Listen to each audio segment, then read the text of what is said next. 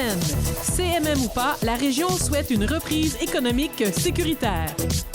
Vaudreuil-Dorion a un représentant à la table métropolitaine de la culture. Le Centre Notre-Dame de Fatima, prêt à accueillir les travailleurs étrangers. Et les fermes Natura et Vaudal évaluent les impacts de la COVID-19. C'est à partir du 25 mai que le gouvernement du Québec a décrété la réouverture progressive des commerces sur le territoire de la communauté métropolitaine de Montréal.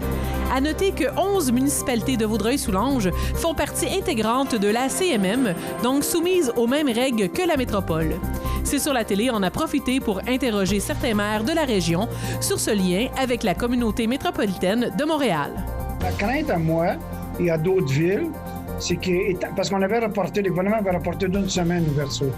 C'est censé être le 17, il reportait le 18 au 25. Bon, ma crainte, c'était, notre crainte, pas juste moi, c'était que si ça continuait d'aller mal sur l'île de Montréal et sur l'île de Laval, toute la CMM serait englobée, encore une fois, dans retarder l'ouverture des commerces.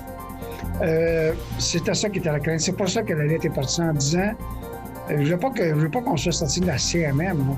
On n'a pas le droit. Mais deuxièmement, je voulais juste qu'on soit dissocié de la CMM dans ce cas-là précis. Là. C'est tout. Il faut comprendre, c'est qu'il y a une inéquité majeure qui se passe présentement, encore là. C'est que tu as des magasins, des commerces qui ne peuvent pas ouvrir. Puis tu en as d'autres, des grandes surfaces, que les autres peuvent faire n'importe quoi. L'exemple que je donnais dans ma lettre, puis c'est vrai.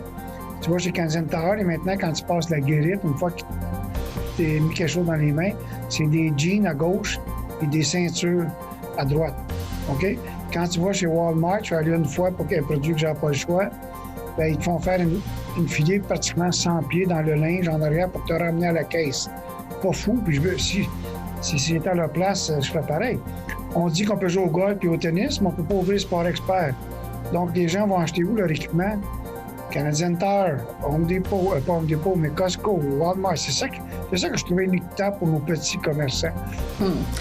En fait, les villes périphériques de Vaudreuil-Soulanges, disons, et Montréal, on a une relation un peu inégale avec la CMM. C'est-à-dire qu'on paie des quotes-parts, on paie notre participation pour l'utilisation de certaines infrastructures de Montréal.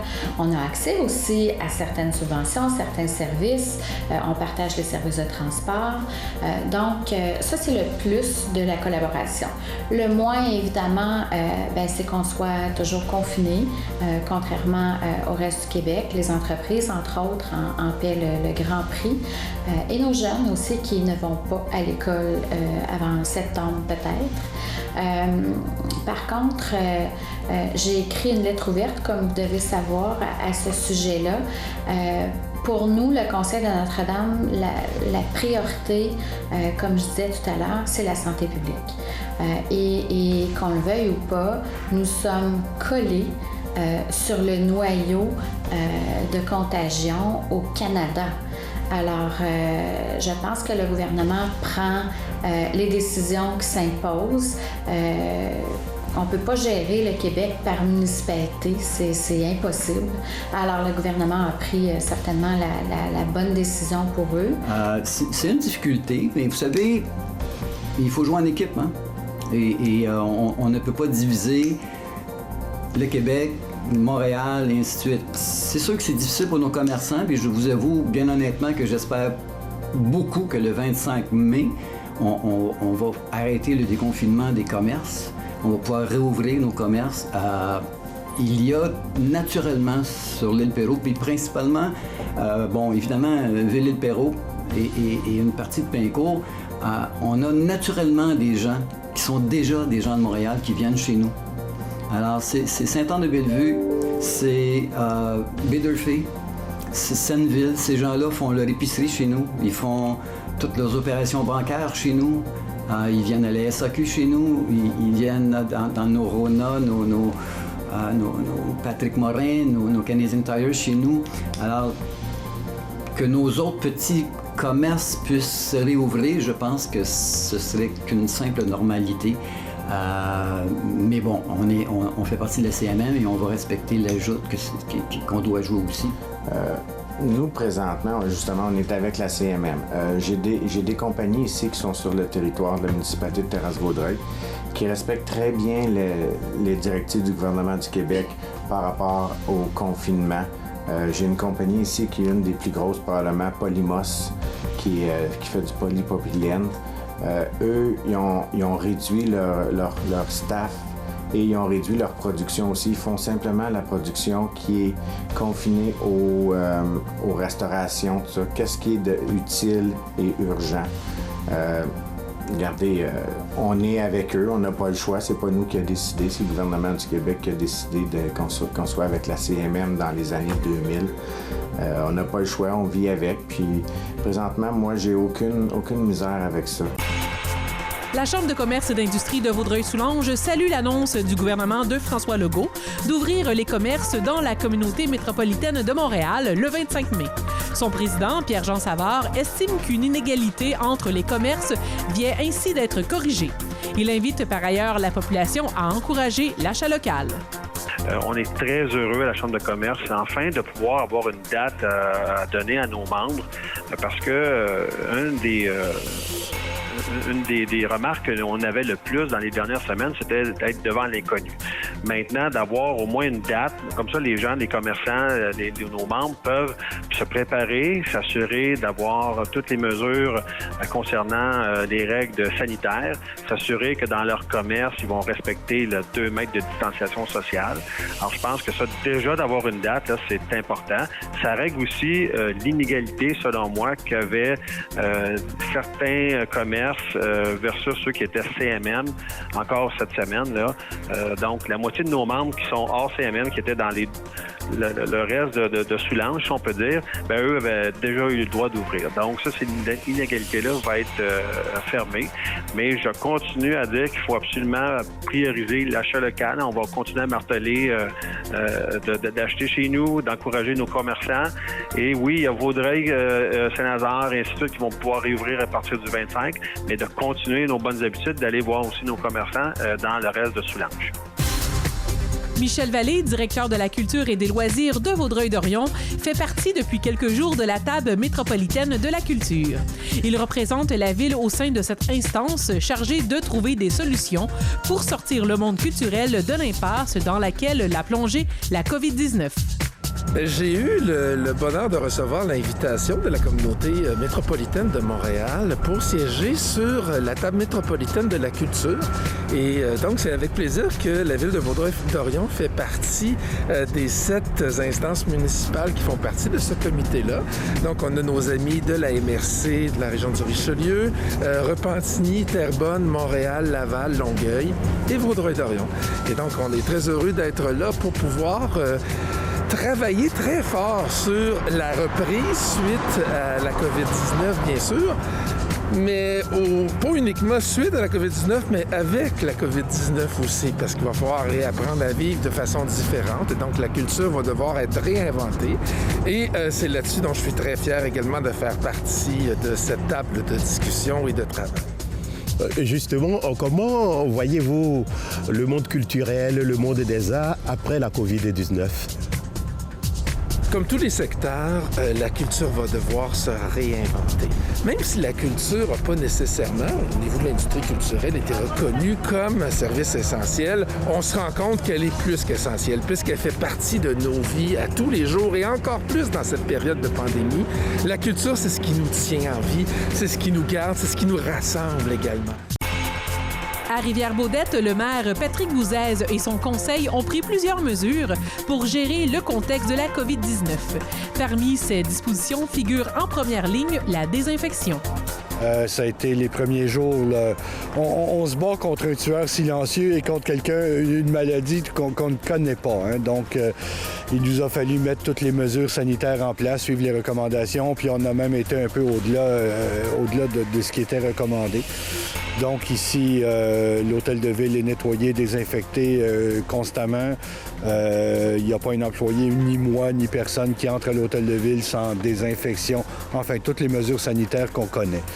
Donc ensuite, bien, ça a été de faire un peu de la gestion au niveau des employés, c'est-à-dire éviter que nos employés de voirie, exemple, viennent au bureau. Donc, ce qu'on voulait éviter, justement, c'était le contact physique. Donc, ici, physiquement, au bureau, j'ai 2 personnes seulement en permanence. On a restreint également les heures d'ouverture. Donc, le vendredi, l'hôtel de ville est fermé. L'hôtel de ville est ouvert de 9h à 3h. Ensuite, on a eu à mettre en place des mesures pour nos services d'incendie. Donc, la distanciation sociale n'est pas toujours possible non plus pour les services d'incendie. On comprend les raisons. Cependant, il fallait quand même s'assurer, que les employés, les pompiers désinfectent leurs équipements, leurs véhicules. On a suspendu les périodes de pratique de pompiers. Donc, en ce moment, ils ne font que les entretiens réguliers de partage de tâches ou de véhicules ou d'équipements. Donc, ils font ça à nombre limité. Ils sont environ 3 au maximum. Et à chaque fois, à chaque sortie, à chaque appel, tout est beaucoup plus long en lien avec la COVID parce qu'on doit toujours maintenant tout désinfecter, s'assurer que tout est fait dans les règles de l'art. Même les pratiques, les pompiers en caserne portent un masque maintenant. Parce qu'il faut comprendre que quand ils ont un appel, ils débarquent en grand groupe ici, environ, ça peut varier entre 15 et 20 pompiers qui arrivent. Donc, c'est de s'assurer que toutes les règles sont prises. À l'île Perrot, la vie reprend tranquillement son cours normal avec ses services de mise à l'eau, ses randonnées en bateau, de pêche, ses jardins communautaires et bien plus encore. Bien, évidemment, il y a des services qui continuent, qu'on doit continuer à offrir. Tous nos services techniques, travaux publics, parcs, espaces verts, tous nos employés depuis le 11 mai sont tous en poste. On commence à voir le résultat de ce que notre horticulture fait. Les fleurs commencent à sortir. Ça va amener un petit peu de positivisme alentour de cette période qui est pas facile. Il y a à partir du 16, donc à partir de demain, les rampes de mise à l'eau, parce qu'on est quand même sur une île, même si quelquefois on oublie qu'on est sur une île, parce qu'on voit rarement les gens qui sont... quand on traverse les ponts de l'île Perrot, on voit pas l'eau quand on est sur la route, mais bon, on est sur une île. Donc nos services de rampe, de mise à l'eau, à partir de demain, vont être ouverts. Donc, la pointe de Brucy et la descente de la 34e avenue. Évidemment, on demande à nos citoyens de ne pas faire de rassemblement. Donc, les gens viennent descendre le bateau, ils partent avec leur famille, faire leur randonnée en bateau, aller à la pêche, parce que là, la pêche est ouverte, puis on voit beaucoup de pêcheurs qui sont là. Pour ce qui est de la descente de bateau de la pointe de Brucy, c'est une descente de bateau qui est uniquement réservée à nos citoyens, qui doivent avoir un jeton pour pouvoir ouvrir la guérite et fermer la guérite. Alors, je sais que la plupart des citoyens qui avaient déjà le jeton l'ont renouvelé au niveau des services de la ville. Les autres doivent rentrer en communication avec le département des loisirs pour pouvoir mettre le jeton en application. Mais tout ça est là. Il y aura là aussi des indications aux citoyens de comment respecter les règles. Le 2 mètres, ce qu'on fait actuellement, vous et moi et votre technicien, pour s'assurer là, que les gens soient en sécurité. Dans la ville voisine, à Notre-Dame de l'île Perrot, on est aussi à pied d'œuvre pour faire vivre aux citoyens de très beaux moments avec une foule d'activités intéressantes dans les semaines à venir. On s'apprête à annoncer plusieurs initiatives, plusieurs activités qui vont permettre aux gens de sortir le méchant un peu et de faire autre chose que de rester à la maison, évidemment là, tout en respectant les règles de distanciation sociale. Ici, le conseil et moi, on est sincèrement d'avis que les informations, les consignes données par la santé publique sont ce qu'on écoute en premier lieu. On ne veut pas faire de politique à l'égard du déconfinement ou du confinement. On souhaite sincèrement respecter les règles de santé publique et on est très impressionnés que la population soit aussi docile, comme disait la vice-première ministre. Les gens sont à l'écoute, les gens sont très respectueux et c'est formé aussi beaucoup de cellules d'entraide communautaires. Souvent, je parle avec les gens âgés qui n'allaient pas à l'épicerie et c'est souvent leurs voisins qui vont faire leur épicerie au lieu des enfants et tout parce qu'il y a un lien de proximité. Ça m'impressionne vraiment beaucoup. Je trouve qu'à Notre-Dame, et je présume ailleurs, là, c'est sûr que je prêche pour ma paroisse, mais chez nous, il y a eu un vent de solidarité assez impressionnant et c'est tant mieux. Vous envisagez d'organiser prochainement une série d'événements, disons d'activités. Est-ce que vous pourriez nous détailler un peu? Oui, je peux vous en dire un peu parce qu'on va garder la surprise. Évidemment, la communauté de finissants du secondaire, eux sont pour le moment les grands oubliés et sont certainement le groupe qui a le plus besoin de cette reconnaissance. C'est un rite qui est essentiel. Donc, on prévoit une belle surprise pour les finissants de Notre-Dame, peu importe l'école où ils ont étudié. On a aussi prévu, évidemment, là, on attend les autorisations, mais des soirées de ciné-parc à Notre-Dame pendant tout l'été parce qu'il va falloir sortir. Mais quand on est dans notre voiture, on se sent quand même en sécurité. Et il va y avoir une série d'activités sportives dans les quartiers. Alors, on s'est dit, les gens ne peuvent pas aller au parc, par exemple, faire une session de Zumba ou de yoga. Alors, on va amener le Zumba et le yoga dans les quartiers. À Terrasse-Vaudreuil, la préoccupation est la même. Redonner vie à la municipalité tout en respectant les mesures sanitaires en vigueur. La ville a toujours été ouverte aux citoyens par téléphone ou par courriel. À la voirie, c'était pareil. On a 4 gars à la voirie. On a fait des équipes de 2. Ils faisaient chacun leur semaine en équipe de 2, chacun leur véhicule. Comme ça, on pouvait répondre aux citoyens et en même temps aux urgences. On ne voulait pas avoir tout le monde en même temps parce que s'il y avait une infection qui était ici de la COVID-19, bien, au moins, on n'était pas tout le monde qui était infecté. Ça, c'est les mesures qu'on a mises en place, là, qui ont été levées le 4 mai, je crois, que tout le monde est rentré, mais avec des mesures strictes aussi. Le port du masque, si on sent qu'on n'est pas capable d'être à 2 mètres de l'autre personne. On a mis des plexiglas ici aussi au bureau pour pouvoir distancer les gens quand que le 2 mètres n'était pas possible. Puis la vie reprend tranquillement son chemin et qu'est-ce qu'on a fait aussi par rapport aux citoyens? On a reporté le compte de taxes du 20 mai au 20 août, puis celui du 20 août au 20 novembre. On sait qu'on est dans une période difficile pour ces gens-là aussi qui ont perdu leur emploi ou qui sont simplement mis à pied en attendant le retour à la vie normale. C'est la manière qu'on a pensé bon d'aider nos citoyens en repoussant les comptes de taxes. En plus de reprendre progressivement le cours normal de la vie, la municipalité de Coteau-du-Lac se mobilise autour d'un projet environnemental. Il s'agit du boisé du Centre de la nature 4 saisons, dont nous parle le gestionnaire de projet de la ville, Marc-André Simard.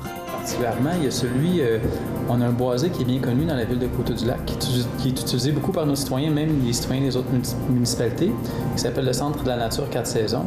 Donc, avec la municipalité, on a le projet de protéger et de mettre en valeur ce site-là.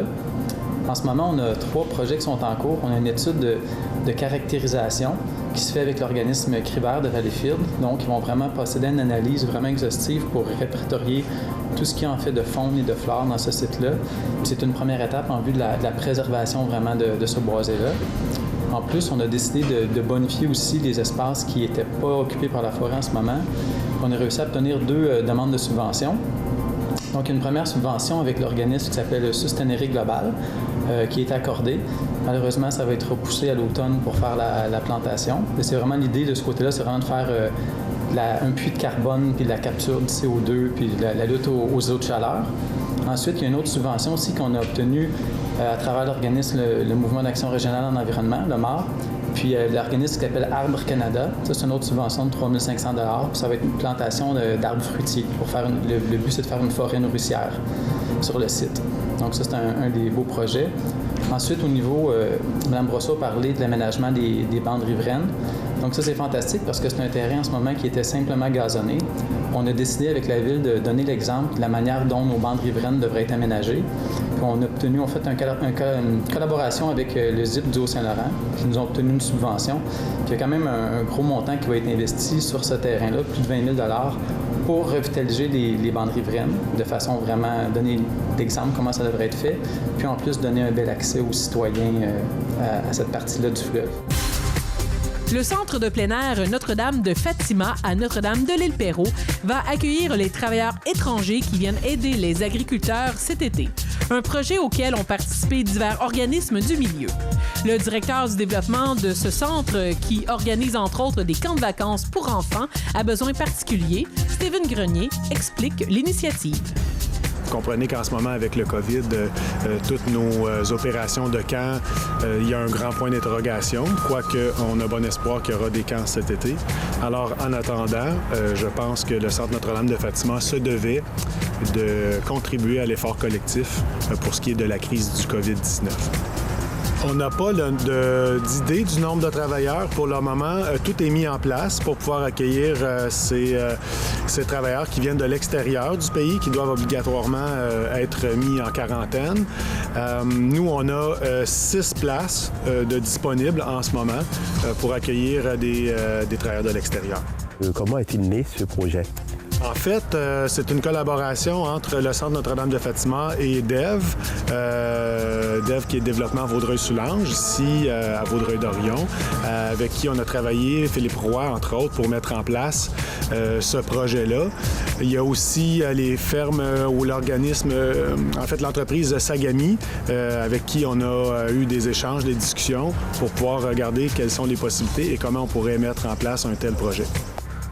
Et quelles sont les mesures sanitaires que vous avez mises en place pour pouvoir accueillir ces travailleurs étrangers? En fait, ce sont toutes les mesures qui nous sont imposées par la direction de la santé publique. Il n'y a pas d'égard à ce qui doit être fait. Tout est mis en place tel qu'on le connaît, tel qu'on le voit un peu partout où on va, la désinfection. Le ménage est fait plus régulièrement. On demande la distanciation sociale, bien entendu. C'est un travailleur par chambre plutôt que 4 par chambre, comme on est habitué de le faire ici en camp. Alors, ce sont le type de mesures qui ont été mises en place là, pour éviter la propagation du virus. Marie-Claude Nichols, députée de Vaudreuil, a également pris part à la réalisation de ce projet qui a donné une deuxième vocation au Centre Notre-Dame de Fatima. En fait, moi, je dirais que c'est un beau travail d'équipe, puisqu'on avait une problématique, puis on a su, tout le monde, on a tous comme été interpellés, tout le monde a mis à l'épaule à la roue pour arriver à un résultat pour aider, dans le fond, c'est pour aider nos agriculteurs, entre autres, de la région. Ben là, vous le savez que Notre-Dame de Fatima, ils ont des camps de jour, ils ont des camps aussi de répit là, pour les familles de parents handicapés. Et évidemment, avec les directives là, dans le contexte de la COVID, le 20 mars dernier, Fatima a dû dire qu'on dû mettre fin à leur activité régulière là, de camp de jour et de camp de répit. Et c'est à ce moment-là que le directeur nous a dit, peut-être que vu que cette période-là est indéterminée, peut-être qu'on pourrait donner comme une deuxième vocation le temps de la pandémie au Centre Notre-Dame de Fatima. Donc, c'est là qu'ils ont offert leur service pour proposer d'héberger les travailleurs étrangers là, qui venaient donner un coup de main, entre autres, pour travailler dans les champs. Donc, c'est sûr que nous, on peut prendre cette décision-là, mais on a quand même besoin des autorisations gouvernementales. Donc, on est une région très unie, tricotée serrée. Donc, on a fait ce qu'il fallait pour monter le dossier. Puis, quand on est arrivé à la demande d'autorisation, moi, j'ai fait les appels là, qui s'imposaient au ministère pour avoir l'autorisation. Donc, tout le monde a mis un peu l'épaule à la roue. Tout le monde, chacun a son champ de compétences. Mais quand on travaille tout le monde vers le même objectif, c'est la preuve qu'on peut arriver à des beaux résultats ensemble. La ferme maraîchère Natura à Saint-Polycarpe fait bonne figure face à la COVID-19. Elle a vu ses ventes s'accroître grâce à l'achat local et a augmenté de manière significative le nombre de ses bénévoles. Son propriétaire, Ronald Blanchet, ne peut que s'en réjouir. On est une petite ferme à Saint-Polycarpe. On est... je suis propriétaire de 2,2 hectares de terrain. C'est vraiment petit, mais j'ai 1 acre en production. Puis, c'est ça, on fait beaucoup de variétés de légumes. Pas des grosses quantités de chaque, mais beaucoup de variétés, ce qui fait que on est une ferme complète, on peut dire. Est-ce qu'on peut dire que la COVID-19 a des influences sur le travail que vous faites ici, sur vos activités en général? Sur mes activités en général, pas vraiment. Il y a au niveau des ventes, les gens sont portés à acheter local. Donc, effectivement, là, on n'a pas grand-chose à vendre, mais ce qu'on a à vendre se vend mieux que par les années passées, si on peut dire. Donc, dans ce côté-là, c'est plus positif que négatif. J'ai des gens qui viennent à la ferme faire du travail. Disons que dans un champ, c'est relativement facile de garder le 2 mètres de distance. Donc, il faut juste le rappeler. Non, c'est en somme toute, là, à ma ferme, à moi, j'ai pas vraiment d'impact négatif dû à la COVID. En matière de main-d'œuvre, est-ce que vous avez des défis un peu particuliers? Pas vraiment. Ben, nous, dans le fond, on a des main-d'œuvre. On a un employé qui, habituellement, est subventionné par emploi jeunesse. Sinon, pas de ça, je n'ai pas d'employé en tant que tel. Donc, mais cette année, à cause du confinement puis de ce que j'offre en termes de travail à la ferme à des gens qui peuvent venir faire du bénévolat en échange de légumes, bien, ça a été un petit peu plus réussi cette année. Les années passées, j'en avais toujours 2, 3, 4. Cette année, là, je suis pas loin d'une dizaine de personnes qui veulent venir travailler à la ferme. À la ferme de production laitière de Vaudreuil-Dorion, la ferme Vaudal, on déplore par contre une baisse de la production et l'annulation de plusieurs activités. Ici, la COVID-19 est loin d'être la bienvenue. C'est plus au niveau des gens qui gravitent autour dans notre industrie là, que ça a eu un impact. Puis c'est sûr que depuis le début de la pandémie, disons que c'est sûr que au niveau du lait, la production laitière, on a eu à diminuer parce que la demande a été moins bonne. Puis avec la fermeture des restaurants et des hôtels et tout, ça a créé une grosse diminution au niveau des produits laitiers. Suzanne Dufresne, comment appréciez-vous les impacts de la COVID sur vos activités ici? Bien, comment les trouver? Bien, c'est sûr que je trouve que c'est un petit peu... c'est plus plate. Il y a des activités qu'on faisait là, avec les animaux, genre les expositions, la classification, des concours comme ça qui ont été annulés. Puis ça, c'est pour toute l'année. Là. Véro et moi, on faisait un petit peu d'exposition là, avec certaines de nos génisses. Puis ça, bien, ça a tout été annulé pour l'été prochain. Ce qui nous a déçus un petit peu parce que c'est presque comme nos vacances quand on s'en va à l'expo, là, mais ça... C'est ça. Mais la routine reste là. C'est ce qui est autour là, qui a été... qui est plus là. Là, je vais devoir passer la parole à la relève pour qu'elle me dise aussi comment est-ce qu'elle vit la situation sur le terrain. Ça veut pas que ça chamboule. Ça chamboule le quotidien, puis ça le chamboule pas en même temps, dans le sens que la routine reste, comme on disait, la même. Les vaches requièrent les mêmes soins et tout ça. C'est sûr que ça reste que, bon, il y a, avec toutes les autres activités autour qui ont été, qui ont comme disparu de la carte pour l'année. Donc, on réorganise notre horaire autour de qu'est-ce qu'on peut faire ici à la ferme.